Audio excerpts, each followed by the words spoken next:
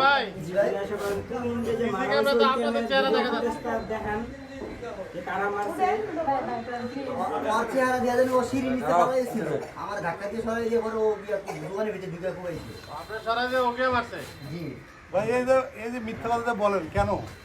আপনাকে কি আল্লাহ ভাই কেন মারছে তারা চিনতেন আপনারা? হ্যাঁ, ওই যে মাদক স্পোর্টে টাকা নিয়ে আসতে যাইতো, প্রশাসন দিয়ে রেট দিত। এই যে সাংবাদিক যে তুহিন তারা চিনতেন আগে থেকে? আমি চিনতাম না, আরিফে চিনতো। তুহিনের সাথে আপনাদের কোনো দ্বন্দ্ব ছিল নাকি? আরিফের সাথে দ্বন্দ্ব ছিল। আরিফ বলে যে আপনি মারছেন, আপনি বলে আরিফ মারছে, দ্বন্দ্বটা তাহলে কি কেন? ছিল? আরিফের তো ধরেই নাই। আর কি আরিফ ধরে নাই? আরিফরাও ধরছে, আরিফ বলছে যে আপনি মারছেন। আরিফে কোথায়? আরিফ বলে আপনি মারছেন, আপনি বলে আরিফ মারছে, তো মারছে কে? তুহিনের সাথে আপনাদের দ্বন্দ্বটা কি ছিল? আমার সাথে কোনো দ্বন্দ্ব নাই। তুই তারা চিনি না। আমি তো চিনি না, বাইরে যে আমরা দিনে গেছে থেকে তা আপনারা ওই যে কারে যেন বাদশারে ধরছিলেন কে? বাচ্চার সাথে কি হয়েছিল? চিনি না। চিনি নাই কিন্তু না না, আপনার বউ নাকি টাকা নেওয়ার জন্য নাকি আপনার হানি ট্র্যাপ ওই যে করছেন। ঘুষি মারছিল বাদশা, দেখলাম আপনার বউরে।